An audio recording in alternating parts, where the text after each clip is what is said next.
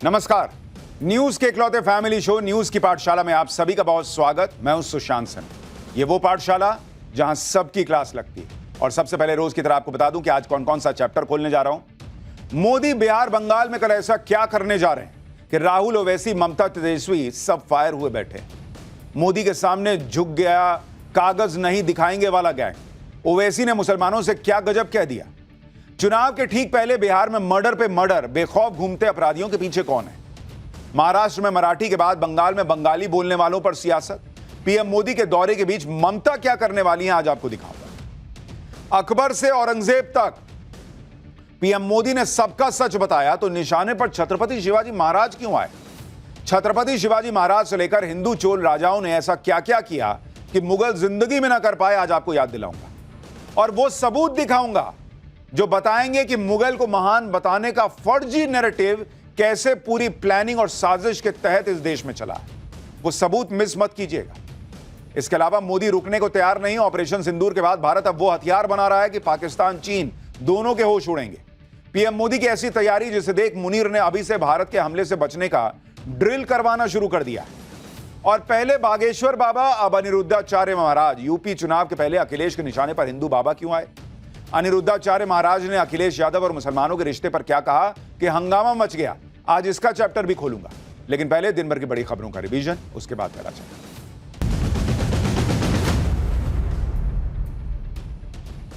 धर्मांतरण सिंडिकेट चलाने वाले मास्टरमाइंड छांगुर बाबा की मुश्किलें बढ़ती जा रही हैं। आज ईडी ने छांगुर के 14 ठिकानों पर छापेमारी। वहीं यूपी एटीएस सच उगलवाने के लिए छांगुर बाबा और नसरीन का पॉलीग्राफ और नार्को टेस्ट करा सकती है। आज तलाशी के दौरान एटीएस को नसरीन के कमरे से लाल डायरी भी मिली है। इस डायरी में कई नेताओं और चुनावी चंदे का जिक्र है। बेंगलुरु में आरसीबी की विक्ट्री डे परेड पर हुई भगदड़ को लेकर कर्नाटक सरकार की रिपोर्ट आ गई है। रिपोर्ट में हादसे के लिए आरसीबी को ही जिम्मेदार बताया गया है। रिपोर्ट में विराट कोहली का भी जिक्र है। कर्नाटक सरकार ने कहा है कि आरसीबी ने विक्ट्री परेड के लिए सरकार से अनुमति नहीं ली थी। भीड़ ज्यादा होने से भगदड़ मची, जिसमें 11 लोगों की जान गई और 50 लोग घायल। झारखंड में चूहों के शराब पीने के मामले में जांच के आदेश दिए गए। झारखंड के मंत्री योगेंद्र प्रसाद ने कहा कि यह पता लगाने की कोशिश की जाएगी कि आखिर सरकारी शराब को पी कौन गया।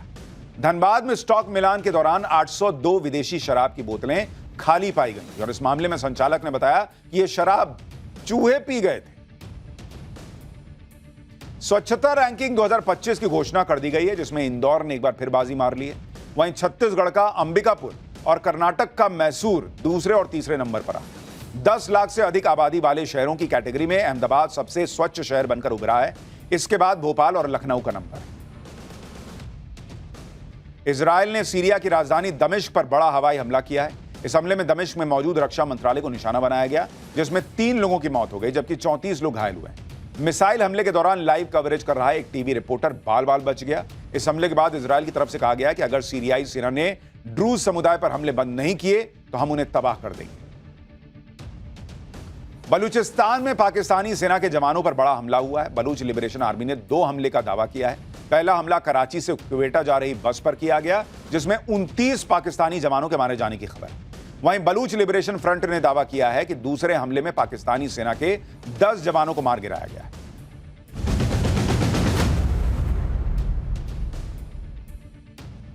तो ये हो गया दिन भर का रिवीजन और पाठशाला की पहली क्लास। मोदी बिहार बंगाल में कल ऐसा क्या करने जा रहे हैं कि राहुल ओवैसी ममता तेजस्वी सब फायर है। मोदी के सामने कागज नहीं दिखाएंगे वाला गैंग कैसे झुक गया। ओवैसी ने मुसलमानों से क्या गजब कह दिया। चुनाव के ठीक पहले बिहार में मर्डर पर मर्डर, बेखौफ घूमते अपराधियों के पीछे कौन है। और महाराष्ट्र में मराठी के बाद बंगाल में बंगाली बोलने वालों पर सियासत। पीएम मोदी के दौरे के बीच ममता बनर्जी क्या करने वाली हैं। सबसे पहले इस सारी पॉलिटिक्स का चैप्टर खोल रहा हूं। इस वक्त प्रधानमंत्री नरेंद्र मोदी जिस फॉर्म में चल रहे हैं, उसने इंडी गठबंधन के होश उड़ा रखे हैं। भाई बिहार चुनाव सिर पर है, बंगाल का अगले साल है। बिहार से बंगाल तक, तेजस्वी से लेकर ओवैसी तक, राहुल से लेकर ममता बनर्जी तक सब अलबलाए हुए हैं। क्योंकि एक तो बिहार का चुनाव उस वक्त हो रहा है जब नरेंद्र मोदी पाकिस्तान को दम भर पीट चुके। विदेश में भारत का डंका बजाकर पीएम मोदी आए, अवार्ड पे अवार्ड लेकर आए। पूरी दुनिया में भर भर के सम्मान नरेंद्र मोदी को मिल रहा है। और इन सब के बीच नरेंद्र मोदी कल बिहार इलेक्शन में एंट्री करने वाले हैं। वो बंगाल भी जाने वाले हैं, एक ही दिन में बिहार बंगाल दोनों। और उनके इस दौरे से बिहार से बंगाल तक विपक्ष को आग लग गई, क्योंकि सबको पता है कि नरेंद्र मोदी जैसे ही चुनावी पिच पे उतरेंगे गेम पलट देंगे। इसलिए आप देखिए कि इंडी गठबंधन संसद सत्र में नरेंद्र मोदी को घेरने का प्लान बनाने में जुट गया। उधर वोटर लिस्ट के मुद्दे पर ओवैसी नरेंद्र मोदी से उनकी डिग्री मांगने लग गए। बंगाल में ममता बनर्जी सड़कों पर उतरी हुई हैं, वो बंगाल अस्मिता की बातें कर रही हैं। और ये सब पीएम मोदी के बिहार बंगाल आने से पहले ही शुरू हो गया है। बिहार और बंगाल के दौरे पर पीएम मोदी क्या क्या करेंगे, तेजस्वी चुनाव आयोग पर कौन सा नया आरोप लगा रहे हैं, ओवैसी कैसे पीएम मोदी के खिलाफ मोर्चा खोले बैठे हैं, बिहार में कैसे नरेंद्र मोदी के सामने एक बड़ा चैलेंज आकर खड़ा हो गया है, बिहार में मटन पार्टी की चर्चा क्यों हो रही है, इलेक्शन कमीशन ने अब क्या कर दिया है, मोदी की डिग्री का क्या मामला है, बंगाल से लेकर बिहार तक कैसे सियासी बवंडर आ गया है, पहले उसकी एक झलक दी।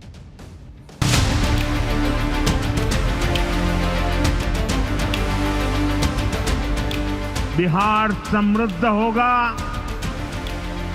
और देश की समृद्धि में भी बड़ी भूमिका निभाएगा।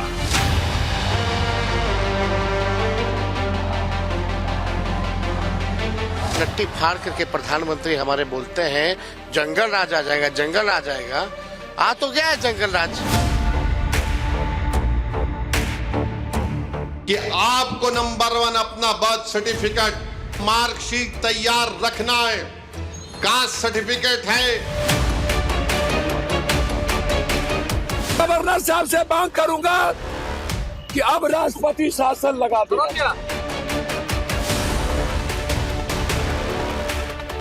मई जून में ज्यादा मर्डर होते आई है। प्रधानमंत्री नरेंद्र मोदी ऐसे वक्त में बिहार का दौरा करने जा रहे हैं जब राज्य में वोटर वेरिफिकेशन के नाम पर जबरदस्त बवाल मचा हुआ है। इसलिए सबकी नजरें इस बात पर होंगी कि पीएम मोदी इस मुद्दे पर क्या कहेंगे। इस मुद्दे को लेकर विपक्ष सुप्रीम कोर्ट तक जा चुका है, लेकिन वोटर वेरिफिकेशन का काम रुका नहीं। अब कोर्ट में बात नहीं बनी तो रैलियों में इसके खिलाफ माहौल बनाया जा रहा है। एआईएमआईएम के प्रमुख असदुद्दीन ओवैसी तो इस मुद्दे पर पीएम मोदी की डिग्री को घसीट लाए। वोटर वेरिफिकेशन के दौरान जो कागज दिखाए जाने हैं उसे मोदी की डिग्री से कंपेयर करने लगे। सुनिए असदुद्दीन ओवैसी, जो अभी कुछ दिन पहले तक मोदी की टीम में होकर और विदेश गए थे ऑपरेशन सिंदूर पर बात करने, वो बिहार चुनाव में कैसे नरेंद्र मोदी की डिग्री की बातें कर रहे हैं। सुनिए ओवैसी। अरे जो मुल्क का वजीर आजम अपनी डिग्री अवाम को नहीं दिखाता, वो बिहार के गरीबों से कह रहा है कि अपना बर्थ सर्टिफिकेट दिखाओ, अपना बर्थ सर्टिफिकेट दिखाओ। मैं अपनी डिग्री दिखाने को तैयार हूं, मगर आज आप उन गरीबों से कह रहे हैं, बिहार के सीमांचल की सरजमीन के बसने वाले गरीब मुसलमान नौजवान, 6-7 लाख नौजवान तो हैदराबाद में, बंबई, मुंबई में, पंजाब की खेतों में, दिल्ली के होटलों में काम करते हैं, और वो कहां आएंगे वहां पर? माने वहां से निकल कर आने का उनकी 1 महीने की करीब तनख्वाह उसमें सर्फ हो जाती है। ओवैसी कह रहे हैं कि मोदी अपनी डिग्री नहीं दिखाते, गरीब से कह रहे हैं कि कागज दिखाओ। अरे गरीब से कह रहे हैं कागज दिखाओ क्योंकि उसका वोटर कार्ड बनना है, उसका वोटर वेरिफिकेशन होना है। नरेंद्र मोदी का वोटर कार्ड क्या बिना वोटर वेरिफिकेशन के बन गया होगा? उन्होंने कागज नहीं सबमिट किए होंगे। कह रहे हैं गरीब कैसे आएगा कागज देने? गरीब वोट देने आएगा, कागज बनवाने नहीं आएगा। उसका हक है वोट देना, तो उसकी जिम्मेदारी भी है अपना वोटर आईडी जो है वो बनवाना और साबित करना कि भाई मैं वोटर हूं यहां का। अब आप खुद सोचिए कि कहां प्रधानमंत्री मोदी की डिग्री, कहां वोटर की पहचान का मुद्दा, कैसे मतलब ओवैसी दोनों को जोड़ दिया अलग अलग बात को। डिग्री से एजुकेशन क्वालिफिकेशन तय होती है, डिग्री देखकर प्रधानमंत्री नहीं चुने जाते। वोटर कौन होगा यह दस्तावेजों से तय होगा। यह बात ओवैसी भी अच्छी तरह जानते हैं कि कागज दिखाए बिना सियासी माहौल तो बन जाएगा, लेकिन वोटिंग के दस्तावेज दिखाने होंगे, वोटिंग करनी है। इसलिए आप देखिए कि कल तक कागज न दिखाने की बात करने वाले ओवैसी आज कागज बनवाने की अपील कर रहे हैं। ओवैसी जानते हैं कि चुनाव आयोग से बच भी जाएं तो नरेंद्र मोदी के घुसपैठियों के खिलाफ चलाए जा रहे अभियान से बचना मुश्किल है।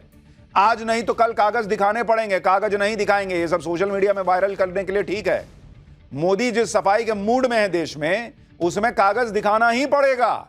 इसलिए सुनिए अब मुसलमानों से ओवैसी क्या कह रहे हैं। तमाम भारत के गरीबों को कह रहा हूं, उन दलितों को, आदिवासियों को और मुसलमानों को कह रहा हूं कि आपको नंबर 1 अपना बर्थ सर्टिफिकेट बनाना है।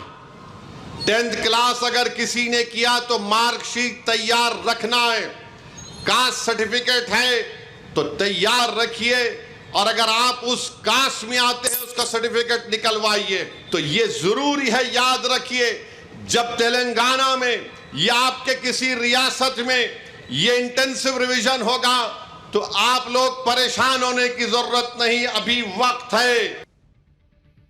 यानी कागज नहीं दिखाएंगे का नारा अब खत्म हो चुका। ओवैसी भी कह रहे हैं कि भैया कागज बना लो, ना तो वोट देने को मिलेगा, और अगर कोई कागज नहीं है, घुसपैठिए हो, तो बाहर भी जाना पड़ेगा। ये नया नॉर्मल है इस देश का। ओवैसी हो या तेजस्वी यादव या फिर बंगाल में ममता बनर्जी, सबको आग लगी है कि नरेंद्र मोदी कल बिहार और बंगाल पहुंच रहे। पहले वो बिहार जाएंगे, पिछले 6 महीने में उनका 5वां बिहार दौरा होगा। मोतिहारी में वो 7,196 करोड़ की परियोजनाओं को लॉन्च करेंगे। पीएम मोदी बिहार दौरे पर 4 नई अमृत भारत ट्रेन को हरी झंडी दिखाएंगे। बिहार में लगभग 61,500 स्वयं सहायता समूहों के लिए 400 करोड़ रुपए भी जारी करेंगे। प्रधानमंत्री आवास योजना ग्रामीण के तहत 12,000 लाभार्थियों का गृह प्रवेश होगा कल। अब पीएम मोदी के मोतिहारी आने के सियासी समीकरण को भी समझ लीजिए। पीएम मोदी पूर्वी चंपारण के मोतिहारी का दौरा कर रहे हैं। नेपाल से सटे पूर्वी चंपारण जिले में विधानसभा की कुल 12 सीटें आती हैं। पिछले चुनाव में एनडीए ने इनमें से 9 जीती थी और 3 महागठबंधन के हिस्से आई थी। 12 में से 8 सीटें बीजेपी ने जीती थी, 1 सीट जेडीयू के खाते में गई थी। पूर्वी चंपारण के आसपास सीतामढ़ी, शिवहर, मुजफ्फरपुर, गोपालगंज, पश्चिमी चंपारण के जिले आते हैं। ये वो इलाके हैं सारे जहां एनडीए का दबदबा है। पीएम मोदी के दौरे से करीब 38 सीटें कवर हो जाएंगी, और इसलिए नरेंद्र मोदी का यह दौरा बिहार की पॉलिटिक्स में आग लगाए बैठा है। नरेंद्र मोदी की एंट्री ने बिहार की राजनीति में हलचल और बढ़ा दी। बिहार में इस वक्त इंडी गठबंधन पूरा जोर लगा रहा है कि वोटर लिस्ट के मामले को लेकर माहौल गर्म बना के रखा जाए। इसलिए तेजस्वी यादव ने फिर से चुनाव आयोग पर आरोपों की नई लिस्ट तैयार कर दी। तेजस्वी यादव ने सवाल उठाया कि अभी तो प्रक्रिया चल रही है, तो चुनाव आयोग को कैसे पता कि 35 लाख नाम कट जाएंगे। बुधवार को चुनाव आयोग ने एक बयान जारी कर बताया था कि 35,69,000 लोग ऐसे हैं जो अपने रजिस्टर्ड पते पर नहीं मिले। इस पर तेजस्वी यादव ने सवाल किया। साथ ही यह भी कह दिया कि बीजेपी के इशारे पर चुनाव आयोग पर करीब 15% वोटर्स के नाम काटने का दबाव है। तेजस्वी यादव अब इस मुद्दे पर पूरे विपक्ष को एकजुट करने की बात भी कह रहे हैं। एक बार तेजस्वी को सुनिए, फिर उनके दावों का सच भी बताता हूं। हमको एसआईआर से दिक्कत नहीं है, लेकिन जो तरीके हैं इनके, ये लोकतंत्र के लिए बेहद खतरनाक है। और हम लोग डेमोक्रेसी में रहते हैं, लोकतंत्र में रहते हैं, और बिहार लोकतंत्र की जननी है, और इसी बिहार से लोकतंत्र को हम खत्म होते हुए नहीं देख सकते। इसको लेकर के हम हर एक प्लेटफॉर्म पर हम लोग जो है लड़ाई लड़ेंगे। देश भर के जितने बड़े नेता हैं उन सबको भी हम चिट्ठी लिख रहे हैं, और 19 तारीख को दिल्ली में खड़गे साहब के यहाँ एक बड़ी बैठक इंडिया अलायंस की है, उसमें भी हम शामिल होंगे। इंडिया अलायंस कब का खत्म हो गया? ये कह रहे हैं इंडिया अलायंस की बैठक होगी, जब जरूरत होती है लोग सट जाते हैं, और कह रहे हैं लोकतंत्र खत्म हो रहा है। जिस तरीके से एसआईआर हो रहा है, जिस तरीके से वोटर वेरिफिकेशन हो रहा है, तो लोकतंत्र खत्म हो रहा होता तो सुप्रीम कोर्ट रोक नहीं लगा देता इस पे। लोकतंत्र तो था तब खत्म होता है जब आपके मन के हिसाब से फैसला सुप्रीम कोर्ट से नहीं आता और आप उस पर भी बात करने से कतराने लगते हैं। चुनाव आयोग के खिलाफ माहौल बनाने के साथ साथ तेजस्वी यादव ने यह भी कह दिया कि अगर एक भी नाम कटता है तो चुनाव आयोग यह सुनिश्चित करे कि उन्हें भी सारी डिटेल मिले, ताकि वो भी अपने लेवल पर इसको वेरीफाई करवा लें। अब पहली बात तो यह कि सभी राजनीतिक दलों के प्रतिनिधि चुनाव आयोग के साथ मिलकर काम कर रहे हैं। बूथ लेवल एजेंट साथ घूम रहा है बीएलओ के, तो उन्हें भी तो पता चलेगा कि किसका नाम कटा है किसका नहीं। आज ही चुनाव आयोग ने यह भी बताया कि जिन 35,69,000 लोगों के नाम हटेंगे उनकी जानकारी राजनीतिक दलों के जिला अध्यक्ष से शेयर की जा रही है। साथ ही राजनीतिक दलों के 1,50,000 बूथ लेवल एजेंट्स के साथ भी यह जानकारी साझा की जा रही है, ताकि संबंधित लोगों का एग्जैक्ट स्टेटस 25 जुलाई से पहले कंफर्म हो सके। और ये नाम हवा में नहीं हटेंगे। ऐसे नाम की पुष्टि के लिए ग्राउंड पर मौजूद बीएलओ 3-3 बार विजिट कर रहे हैं। दूसरी बात, अगर तेजस्वी यादव वेरीफाई करवा ही लेंगे तो फिर इतना बवाल क्यों? ड्राफ्ट इलेक्टोरल रोल आने दीजिए, फिर खुद से वेरीफाई करते रहिए। और सारा डेटा तो चुनाव आयोग कह रहा है कि हम ऑनलाइन डाल देंगे। भाई ऑनलाइन डालिए, खटाखट डालिए कि फलाने का नाम है कि नहीं, बोलिए कि देखिए ये खड़ा है, साहब ने इसके पास सब डेटा है, आप नाम नहीं डाले हैं। चुनाव आयोग बोला ही है कि हम कर देंगे ठीक, कुछ गलती होगी तो। अपील करने का 1 महीने का मौका है, लेकिन नहीं, बवाल पहले कर देना है, बाद में चीज जो है वो अपने हिसाब से चलेगी। वोटर वेरिफिकेशन के खिलाफ इंडी गठबंधन का यह तर्क था कि इतने कम वक्त में वोटर वेरिफिकेशन का काम कैसे हो जाएगा, लेकिन आज ही चुनाव आयोग ने जो डेटा जारी किया है वो सवाल उठाने वालों का मुंह बंद कर देगा। आप देखिए चुनाव आयोग ने क्या डेटा दिया है। ये ईसी का डेटा आपको दिखा रहा हूं। चुनाव आयोग का ये डेटा है बिहार को लेकर। ये बिहार का आपको बता रहा हूं, जो एसआईआर वहां पे चल रहा है। कुल वोटर कितना है? कुल वोटर बिहार के अंदर जो है वो है 7 करोड़ 90 लाख। 7 करोड़ 90 लाख करीब करीब, ठीक है। इसमें से फॉर्म कितने ने जमा किया? फॉर्म जमा किया कितनों ने? करीब करीब 7 करोड़ 8 लाख लोग फॉर्म जमा कर चुके हैं। 7 करोड़ 8 लाख। फॉर्म अपलोड कितने हुए? फॉर्म अपलोड हुए करीब करीब 6 करोड़ 70 लाख। 6 करोड़ 70 लाख।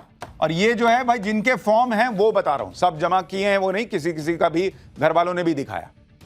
कितने बचे हैं अब आप देखिए, बचे हुए हैं कितनों का डेटा आना बचा है? 45 लाख, मात्र 45 लाख। अब आप बताइए, जो लोग कह रहे थे कि कैसे होगा कैसे होगा, अभी 8 दिन बचा हुआ है। यानी टाइम को लेकर जो लोग हंगामा कर रहे थे वो खुद ही खत्म हो गया मुद्दा।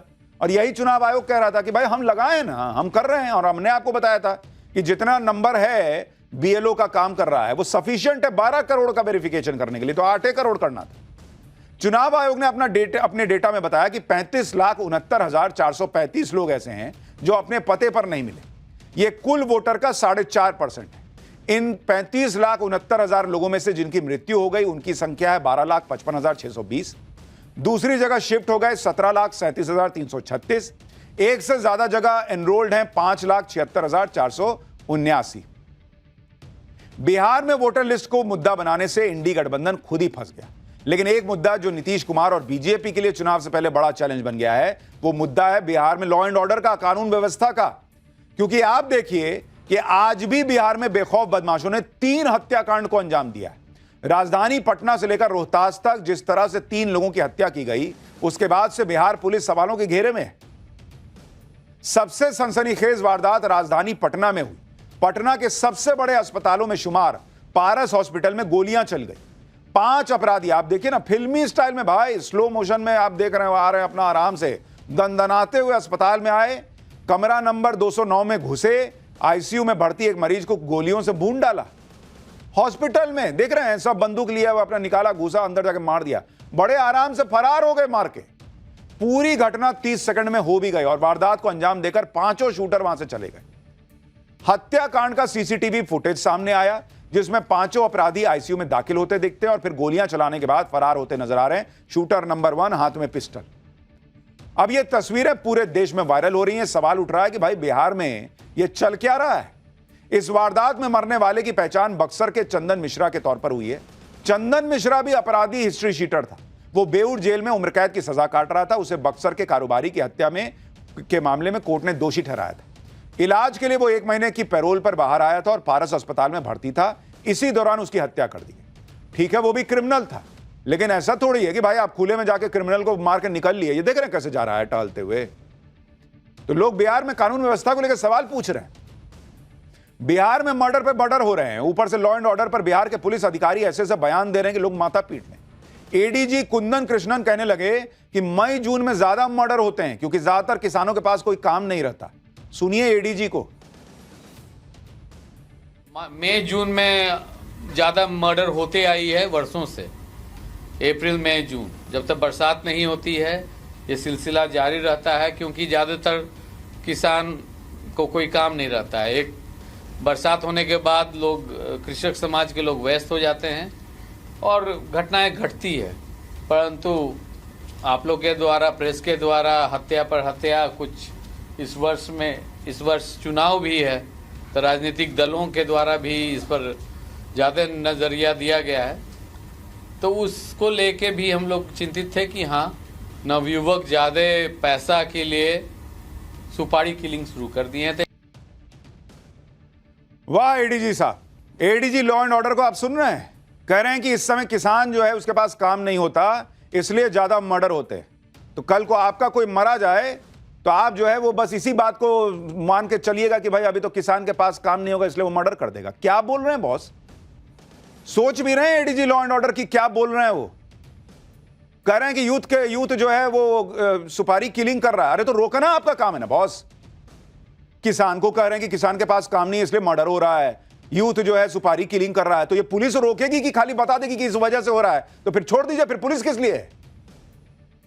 मर्डर पे मर्डर हो रहा है, कह रहे हैं किसान खाली बैठा है इसलिए ये सब हो रहा है। गजब है भाई। पटना में हुए सनसनीखेज मर्डर पर जमकर सियासत भी हो रही है।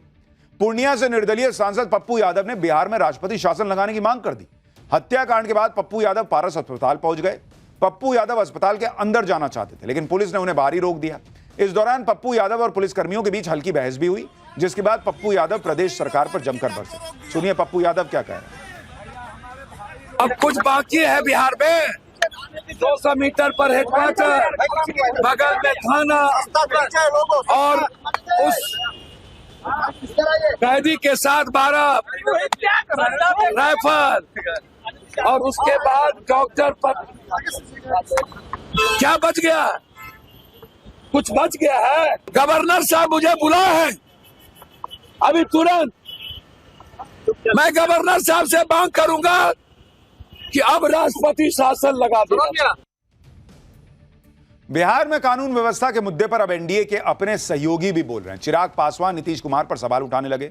चिराग पासवान ने सोशल मीडिया पर कहा कि बिहार में कानून व्यवस्था आज एक गंभीर चिंता का विषय बन गई है।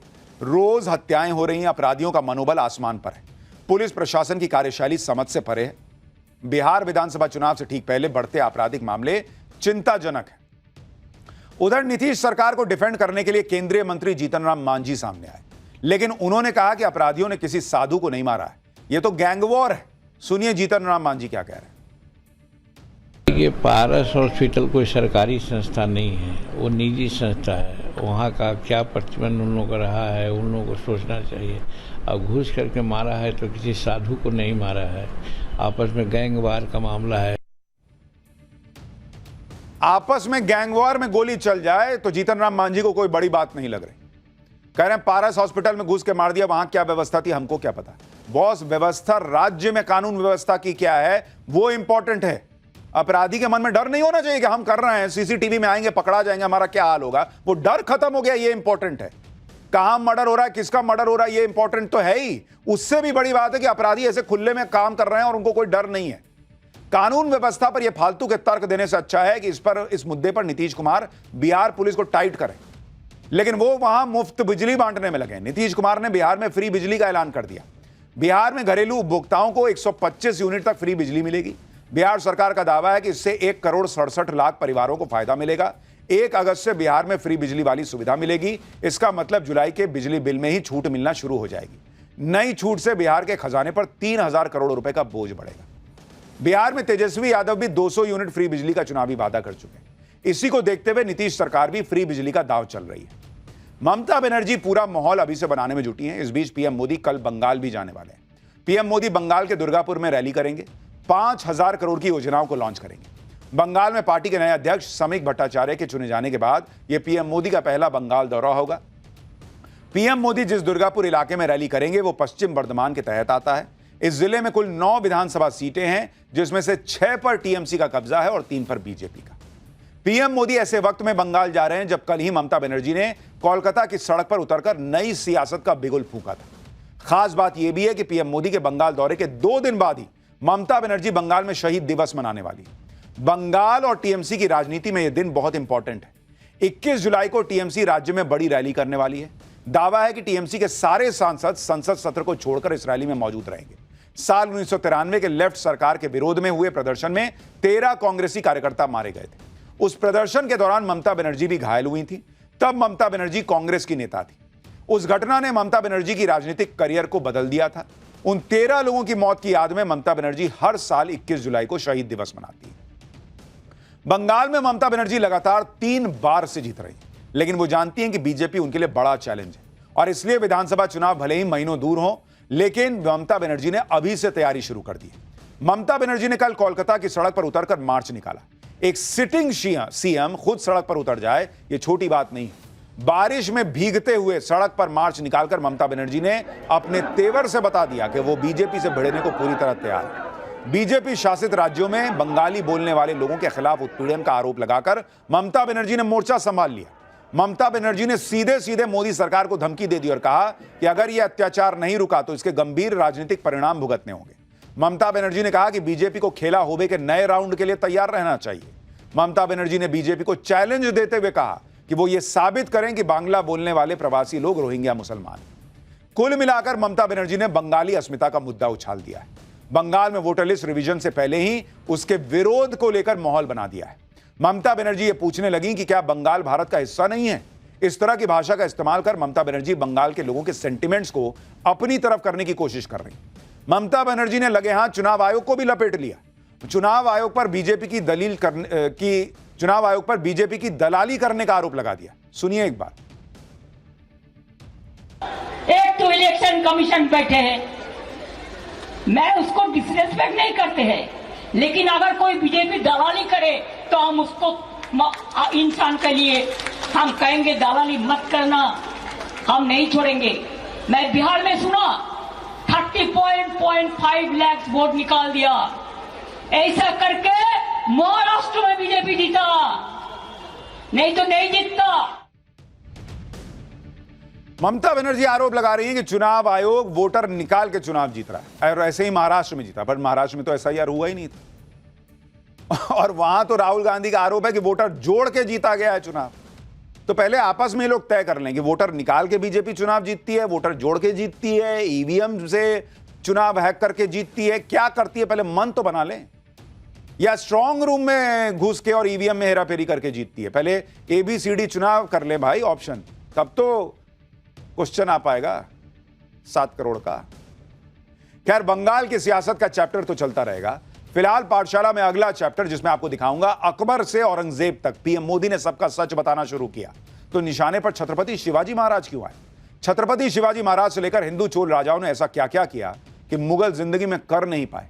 वो सबूत जो बताएंगे कि मुगल को महान बताने का फर्जी नैरेटिव कैसे पूरी प्लानिंग और साजिश के तहत इस देश में चला है, आज वो सबूत भी आपको दिखाऊंगा।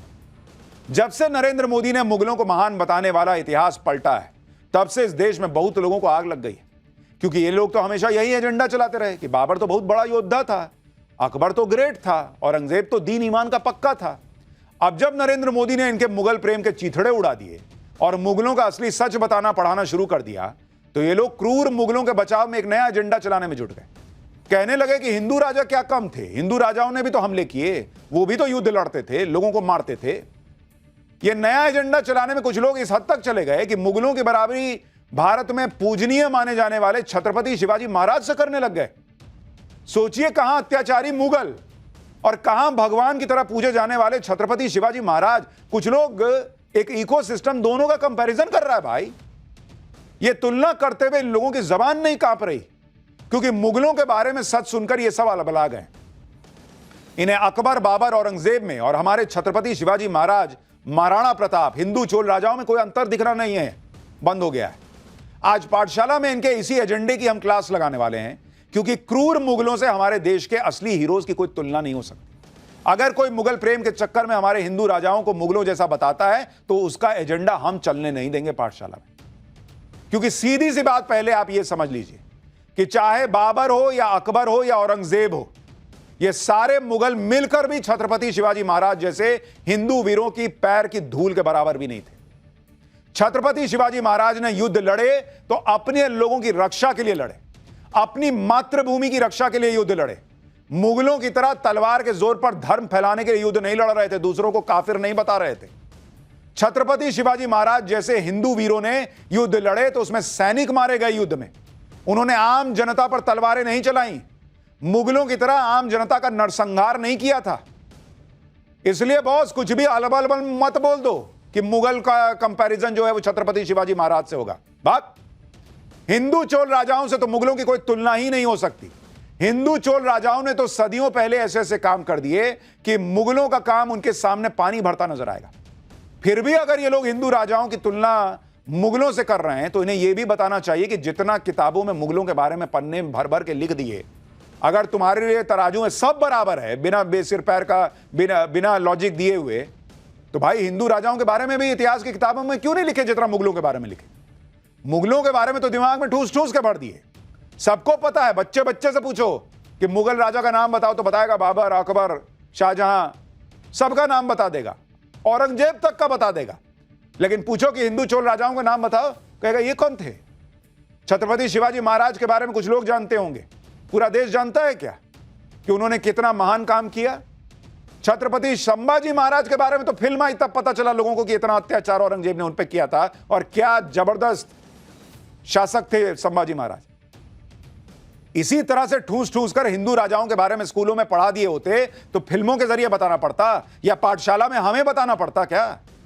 आज जब नरेंद्र मोदी ने सालों से चल रहे इस एजेंडे को खत्म कर दिया तो लोग हिंदू राजाओं की अत्याचारी मुगलों से तुलना करने की कहानियां सुना रहे हैं, जिससे मुगलों का कोई कुछ ना बोल सके। लेकिन सच क्या है आज आपको सारी डिटेल बताऊंगा, लेकिन जो हंगामा मचा है पहले उसकी एक झलक देखिए।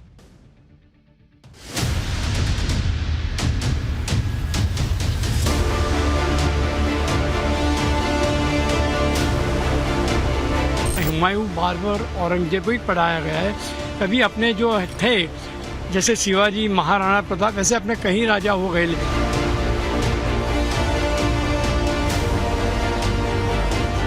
अपना पास पूरा भुला दिया गया था, वो फिर से उठ रहा है। इतिहास लिखने वाले लोग होते थे वो बेसिकली दो जगह से ग्रसित होते थे, एक तो कांग्रेस ग्रसित और दूसरा वामपंथी विचारधारा।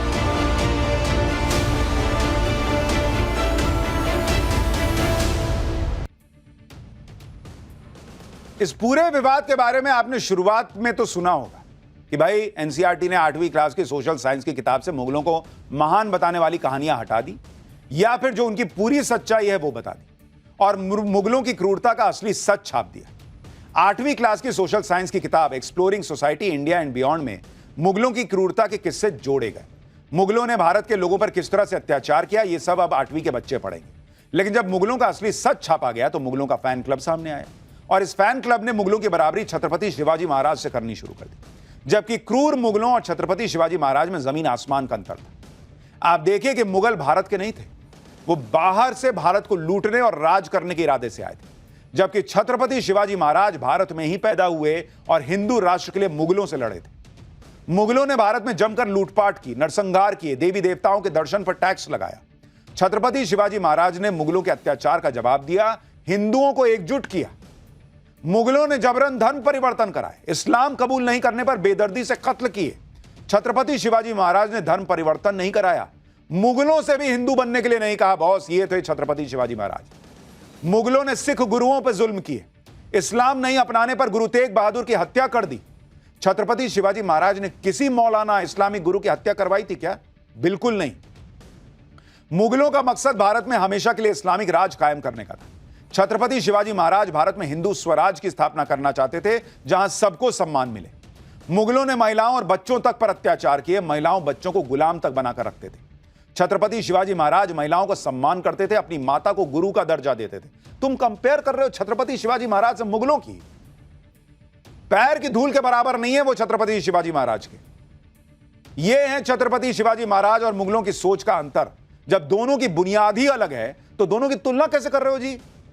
लेकिन कुछ लोग मुगल प्रेम में इतने अंधे हो गए कि वो छत्रपति शिवाजी महाराज को अकबर और औरंगजेब जैसा बताने लगे। आप ये भी देखिए कि कुछ लोग इतिहास का हवाला देकर महान मुगल वाला चैप्टर हटाने का विरोध कर रहे हैं। इन लोगों का तर्क है कि इतिहास में छेड़खानी की जा रही है। मोदी सरकार इतिहास को बदलने की कोशिश कर रही है, लेकिन भारत का इतिहास किस तरह से लिखा गया था यह किसी से छुपा नहीं है। ब्रिटिश इतिहासकार सर फ्रेडरिक वाइट, जो 1920 से 1925 तक भारत की पहली केंद्रीय विधानसभा के पहले अध्यक्ष थे, उन्होंने भारत के इतिहास के बारे में क्या कहा था आपको पता है? सुनिए। उन्होंने कहा था कि ज्यादातर भारतीय इतिहास या तो ब्रिटिश शासन को सही ठहराने के नजरिए से लिखा गया है या फिर उसमें कुछ खास लोगों की शान में कसीदे पढ़े गए। यानी ब्रिटिश इतिहासकार खुद मानते थे कि भारत का इतिहास कैसे तोड़ मरोड़ के पेश किया गया है और जब उस इतिहास में सुधार करने की कोशिश होती है तो हंगामा कर रहे हैं लोग। इसी तरह से प्रसिद्ध ब्रिटिश इतिहासकार एडवर्ड थॉमसन ने भारत के इतिहास पर कहा था कि हमारे यानी ब्रिटिश इतिहासकारों ने भारतीय इतिहास को एक खास दृष्टिकोण प्रदान किया है। उस दृष्टिकोण को बदलने के लिए साहसपूर्ण और सशक्त समीक्षा शक्ति की अपेक्षा है, जो भारतीय इतिहासकार अभी बहुत समय तक नहीं दे पाए। यानी उन्होंने कहा कि भाई जो ब्रिटिश कर रहे हैं इतिहास से छेड़छाड़, उसके लिए कलेजा लगेगा बदलने के लिए। वो कलेजा नरेंद्र मोदी दिखा रहे हैं तो कईयों के कलेजे पे सांप लौट रहा है। और ऐसा भी नहीं है कि इतिहास में बदलाव आज किया जा रहा है, इसकी मांग मोदी सरकार के आने के बाद से हो रही है। एनसीईआरटी की इतिहास की किताबों में बदलाव की डिमांड पहले भी हो चुकी है और कई बार बदलाव हुआ भी।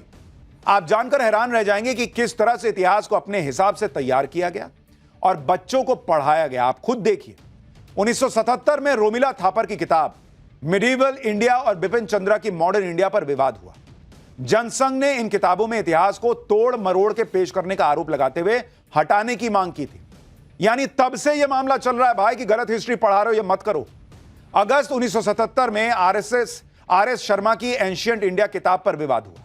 इस किताब में मुस्लिम आक्रांताओं के प्रति नरम रुख अपनाने का आरोप लगा था। जुलाई 1978 में आर.एस. शर्मा की किताब को सीबीएसई के सिलेबस से हटा दिया गया। 1982 में एनसीईआरटी ने निर्देश जारी किया कि मध्यकाल को हिंदू मुसलमानों के संघर्ष के रूप में नहीं दिखा या बता सकते। 1982 में क्यों नहीं बता सकते? 1989 में पश्चिम बंगाल बोर्ड ने स्कूलों और पब्लिशर्स के लिए गाइडलाइन जारी की, जिसमें कहा गया कि मुस्लिम शासन की आलोचना नहीं कर सकते आप। मुस्लिम शासकों ने मंदिरों को तोड़ा, इसका जिक्र नहीं किया जाना चाहिए। जबरन इस्लाम कबूल करवाने के उल्लेख को नजरअंदाज कर दीजिए। यह पश्चिम बंगाल बोर्ड का निर्देश आया 1989 में बॉस। क्यों आप कह रहे हैं? हिस्ट्री क्या है? फैक्ट्स है ना बॉस। आप क्यों कह रहे हैं कि मत बताओ कि यह सब किया मुसलमानों ने या मुगलों ने? क्यों छुपाना चाहते थे आप उसको छुपा रहे हैं। और आज जब सारे फैक्ट रखे जा रहे हैं कि तुम ये भी पढ़ो, तो आप कह रहे हैं बॉस कि ये गलत हो रहा है। और ये सब इसलिए हो रहा था जिसमें अपने खास समर्थकों या वोट बैंक को साधा जा सके। जब मुगलों की क्रूरता और अत्याचार को नजरअंदाज करने के सरकारी निर्देश आते थे, तो आप अंदाजा लगा सकते हैं कि किस तरह से मुगलों का महिमा मंडन किया गया। और इसलिए मुगलों की बेरहमी और जुल्मों पर इतिहासकार की कलम नहीं चलती थी। जिस अकबर को अकबर द ग्रेट, सेक्युलर, सभी धर्मों को मानने वाला बताया गया, उसकी महानता के किस्से आप सुनेंगे तो दंग रह जाएंगे कि बॉस हमको कौन सा ही इतिहास पढ़ाया गया आज तक। आपको बताता हूं कि अकबर कितना महान था। 1568 में अकबर ने चित्तौड़गढ़ किले पर हमला किया। अकबर किसी भी कीमत पर राजपूतों से चित्तौड़गढ़ का किला जीतना चाहता था। अकबर की सेना ने किले की घेराबंदी कर दी। 5 महीने की जंग के बाद अकबर ने चित्तौड़गढ़ के किले को जीत लिया। जीत के बाद ही कथित तौर पर अकबर ने 30,000 नागरिकों के नरसंहार का आदेश दिया। इसमें ज्यादातर गैर लड़ाके थे। मुगलों से बचने के लिए कई महिलाओं ने जौहर की आग में कूदकर अपनी जान दी। मुगलों ने कई बच्चों तक को गुलाम बना लिया। अकबर की सेना ने कई हिंदू और जैन मंदिरों को खंडित किया। आप सोचिए बॉस, और हमें बताया जा रहा अकबर द ग्रेट। एनसीईआरटी की किताबों में मुगलों को महान बताया गया। कई इतिहासकारों के मुगल प्रेम से भरी किताबें एनसीईआरटी के सिलेबस में होती थी, जिनमें बताया गया था कि मुगलों ने मंदिरों का निर्माण कराया। और यह किस आधार पर लिखा जा रहा था, यह खुद एनसीईआरटी को नहीं पता था। 2020 में एक आरटीआई लगाकर एनसीईआरटी की किताब में मुगलों के मंदिर बनाने के इतिहास का सोर्स पूछा गया कि बॉस आप कहां से लिखे, बताइए। इस पर एनसीईआरटी ने आरटीआई का जवाब क्या दिया, आपको पता है? कि उनके पास जानकारी ही नहीं है कि किताब में किस आधार पर लिखा है कि मुगलों ने मंदिर बनवाए थे। यह आरटीआई में एनसीईआरटी जवाब दे रहा है, तो कैसे छाप दिए बॉस? कई इतिहासकारों ने मुगलों के दौर और आम जनता पर हो रहे जुल्मों के बारे में लिखा है। इतिहासकार के.एस. लाल ने अपनी किताब theory and practice of Muslim state in India में लिखा है कि साल 1000 से लेकर साल 1500 के बीच भारत की आबादी 20 करोड़ से घटकर 17 करोड़ हो गई। मुगलों के अत्याचार, आम लोगों की हत्या, लोगों के पलायन की वजह से 3 करोड़ आबादी उस समय कम हो गई। 3 करोड़। अमेरिकन इतिहासकार विल डुरंट ने मुगलों के शासन को इतिहास की सबसे खूनी घटना तक बताया। यानी भारत समेत दुनिया के इतिहासकार मानते हैं कि मुगलों का दौर क्रूरता, बर्बरता और खूनी घटनाओं से भरा हुआ था। के.एस. लाल, के शेषाद्री समेत कई इतिहासकारों ने वामपंथी इतिहासकारों पर आरोप लगाया और कहा कि वामपंथी इतिहासकारों ने मुस्लिम शासकों के अत्याचारों को नजरअंदाज किया है। जिन मुगलों को महान, उदार बताया गया, लेकिन मुगल काल में जनता की क्या हालत थी वो नहीं बताया। मुगल तो अपनी ही जनता के साथ जानवरों जैसा बर्ताव करते थे।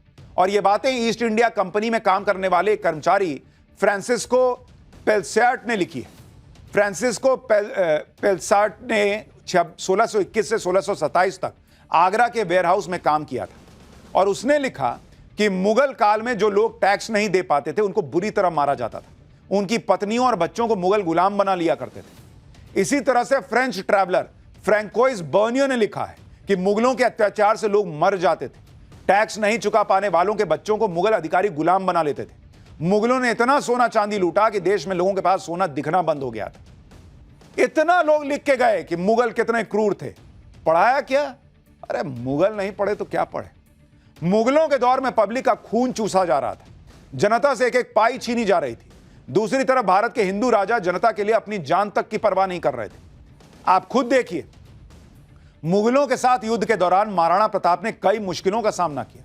खुद मुश्किल में होने के बाद भी महाराणा प्रताप अपनी शरण में आए लोगों की रक्षा करते थे। 1660 के आसपास देश में भीषण अकाल पड़ा। उस समय महाराणा प्रताप के पोते महाराणा राज सिंह ने राजसमंद झील का निर्माण कराया, जिससे लोगों को पानी मिल सके और साथ ही रोजगार पैदा किया जा सके। रानी अहिल्याबाई ने लगातार जनता की भलाई के लिए काम किया। जनता को जल्दी न्याय मिल सके, इसके लिए ऐसा न्यायिक तंत्र बनाया जहां पक्षपात नहीं होता था। रानी अहिल्याबाई खुद हर दिन जनता की समस्याओं को सुनती थी, उनका समाधान करती थी। रानी अहिल्याबाई ने गरीबों, विधवा महिलाओं, बेसहारा बच्चों के लिए कई योजनाएं शुरू की थी। इनमें से कितनों के बारे में आपके बच्चों को पता है? पूछिए जरा जाके बच्चे से कि रानी अहिल्याबाई के बारे में पता है तुमको? लेकिन इस तरह की चीजें पढ़ाई गई। और भाई, आप मुगलों से भारत के मुसलमान को क्यों जोड़ देते हो? क्यों आप सोचते हो कि आप मुगलों का सच नहीं बताओगे तो भारत का मुसलमान खुश होगा? क्यों आप सोचते हो कि भारत का सही इतिहास बताओगे तो आपका वोट बैंक छिटक जाएगा? सच बताओ। जो अब शुरू हो रहा है पाठशाला में, तो हमने इसमें से भाई चोल राजाओं का चैप्टर बताया, छत्रपति शिवाजी महाराज का पूरा इतिहास बताया, संभाजी महाराज के बारे में बताया, कितनों के बारे में हमने बताया। लेकिन पढ़ाओ बच्चों को भाई, सच तो पढ़ाओ। लेकिन यह नया भारत है, यहां सच भी बताया जाता है और जो लोग भारत के खिलाफ एजेंडा चलाते हैं उनका इलाज भी किया जाता है। और इसी से जुड़ा है हमारा अगला चैप्टर। मोदी रुकने को तैयार नहीं। ऑपरेशन सिंदूर के बाद भारत अब वो हथियार बना रहा है कि पाकिस्तान, चीन दोनों के होश उड़ जाएंगे। पीएम मोदी की ऐसी तैयारी जिसे देख मुनीर ने अभी से भारत के हमले से बचने का ड्रिल कराना शुरू कर दिया। नरेंद्र मोदी बहुत ही बड़े लेवल पर तैयारी कर रहे हैं। वो ऑपरेशन सिंदूर तक रुकने वाले नहीं है। ऑपरेशन सिंदूर के बाद भारत ऐसे ऐसे हथियार बना रहा है जिससे पाकिस्तान और चीन दोनों के होश उड़ गए। असीम मुनीर की हालत खराब हो रही है। मुनीर को लग चुका है कि मोदी उसे छोड़ने वाले नहीं। इसी डर से उसने अपनी सेना को अलर्ट किया है।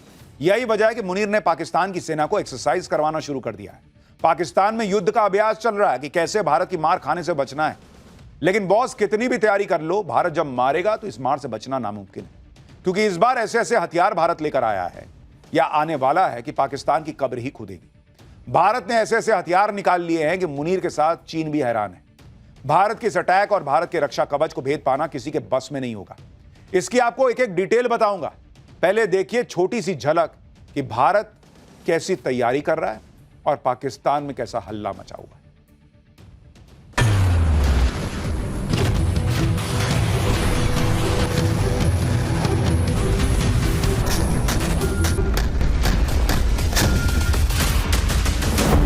सौगंध मुझे इस मिट्टी की,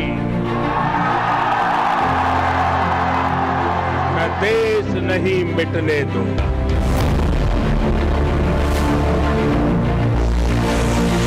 दुनिया के हर कोने में हमारा तिरंगा आन बान शान के साथ लहरा रहा है। ये नया हिंदुस्तान घर में घुसकर मारेगा।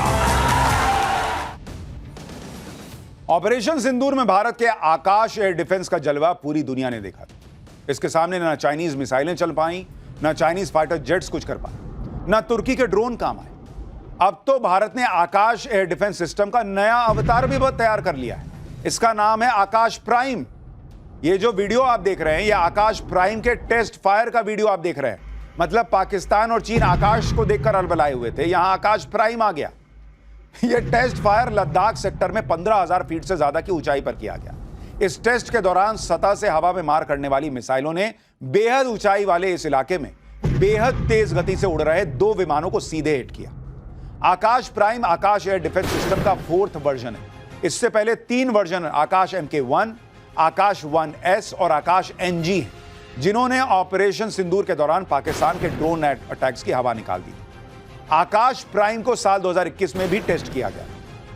आकाश प्राइम को खास तौर से पहाड़ों और दुर्गम युद्ध क्षेत्र में तैनात करने के लिए तैयार किया गया है। लद्दाख में 15,000 फीट की ऊंचाई पर, जहां बहुत ज्यादा ठंड और कम ऑक्सीजन की वजह से हवा पतली होती है, जिसकी वजह से मिसाइल का सटीक निशाना लगाना आसान नहीं होता, वहां आकाश प्राइम ने बेहद सटीक निशाना लगाकर अपनी तकनीकी दक्षता का सबूत दे दिया। अब आप इसकी बाकी की खासियतें सुनिए। सटीकता के साथ तेज रफ्तार से मूव करते टारगेट को ट्रैक करने और नष्ट करने के लिए आकाश प्राइम में स्वदेशी रेडियो फ्रीक्वेंसी सीकर लगे। आकाश प्राइम सिस्टम 25 से 40 किलोमीटर दूर तक 18 से 20 किलोमीटर की ऊंचाई पर उड़ रहे अपने टारगेट को हिट कर सकता है। आकाश प्राइम सिस्टम एक साथ 64 टारगेट को ट्रैक करके 12 टारगेट पर एक साथ अटैक कर सकता है। इस सिस्टम की हर मिसाइल 60 किलो विस्फोटक लेकर 3000 किलोमीटर प्रति घंटे की रफ्तार से टारगेट को बर्बाद कर सकती है। टेस्ट के बाद आकाश प्राइम को अब भारतीय सेना में शामिल किया जा सकता है, जिससे दुर्गम बॉर्डर के इलाकों में भारत का एयर डिफेंस सिस्टम और मजबूत हो जाएगा। डिफेंस सोर्सेज के मुताबिक आकाश प्राइम सिस्टम भारतीय सेना की तीसरी और चौथी आकाश रेजिमेंट का हिस्सा बनेगा। और इस वक्त एक और बड़ी खबर भी आ रही है। थोड़ी देर पहले ही भारत ने 2 बैलिस्टिक मिसाइल का टेस्ट किया है। पृथ्वी 2 और अग्नि 1 मिसाइल का सफल टेस्ट हुआ है। अब से थोड़ी देर पहले ओडिशा के चांदीपुर में बैलिस्टिक मिसाइल का सफल परीक्षण हुआ है। यानी भारत, मैं आपको कह रहा हूं ना बॉस, भारत की तैयारियां अलग लेवल पे जा रही हैं। एक तरफ आप आकाश प्राइम की तस्वीरें देख रहे हैं, दूसरी तरफ पृथ्वी 2 और अग्नि 1 मिसाइल का सफल परीक्षण ओडिशा के चांदीपुर में। ये दोनों बैलिस्टिक मिसाइल हैं जिनका सफल परीक्षण हो गया है। कहानी यहां भी नहीं रुकती। ऑपरेशन सिंदूर के बाद पीएम मोदी सेना को और ज्यादा पावरफुल बनाने में लगातार जुटे हैं और सेना को दुनिया के सबसे एडवांस वॉर इक्विपमेंट से लैस कर रहे हैं। पीएम मोदी ने स्वदेशी अवाक्स यानी airborne early warning and control system के लिए मंजूरी दे दी है। इस प्रोजेक्ट के तहत भारत अगली पीढ़ी के अवैक्स बनाएगा। इससे भारतीय वायुसेना की ताकत बहुत बढ़ जाएगी। अवैक्स दरअसल एक तरह से आसमान में सेना के लिए तीसरी आंख की तरह काम करता है, क्योंकि हवा में उड़ता रहता है, ऊपर ही ऊपर देख लेता है कि आओ बेटा आओ, बताते हैं। तो यह सिस्टम दुश्मन के विमानों और दूसरे उपकरणों पर दूर से नजर रखता है कि ओ आ रहा है बॉस, देखिए आ रहा है उधर से। यह एक उड़ता हुआ कंट्रोल सेंटर जैसा होता है जो कि प्लेन पर फिट किया जाता है। भारत जब स्वदेशी अवाक्स बना लेगा तो उन चुनिंदा देशों में शामिल हो जाएगा जिनके पास यह तकनीक है। यह प्रोजेक्ट लगभग 20,000 करोड़ रुपए का है। रक्षा अनुसंधान और विकास संगठन यानी DRDO इस प्रोजेक्ट को पूरा करेगा।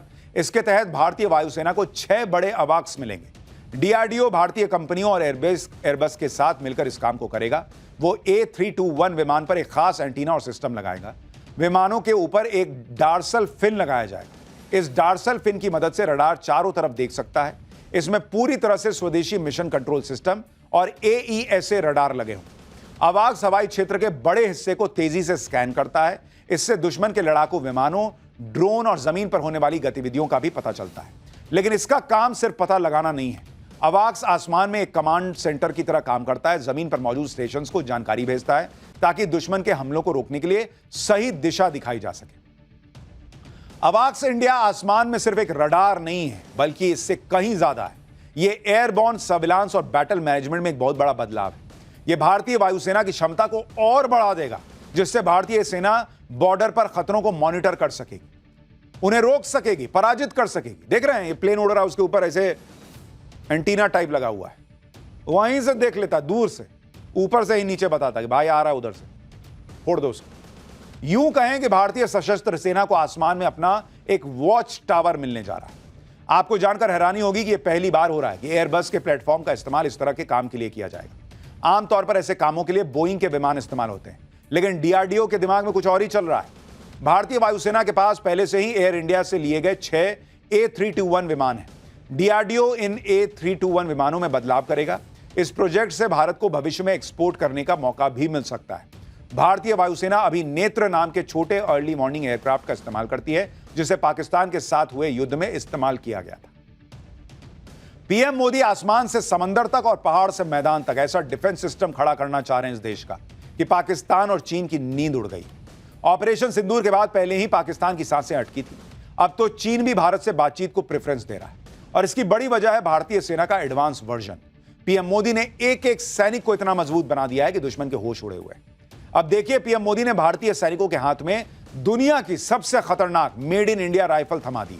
अभी तक 48,000 AK-203 राइफल भारतीय सेना को मिल चुकी है। AK-203, आप सुनते थे AK-47, AK-56, यहां AK-203 मिल गई भाई।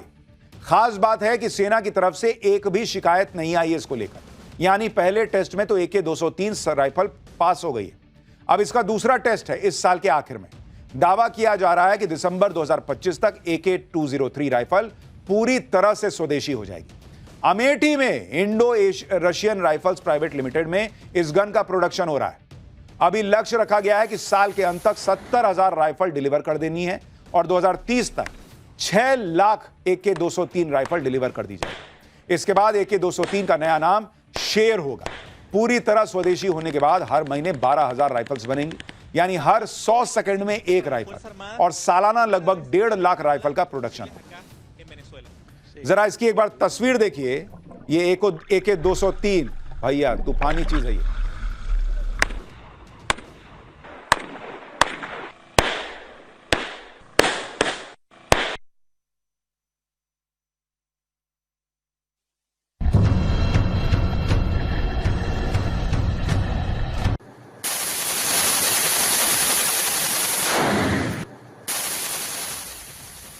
सोचिए, आने वाले दिनों में जब भारतीय सेना के हर सैनिक के पास AK-203 होगी तो दुश्मन का क्या हाल होगा।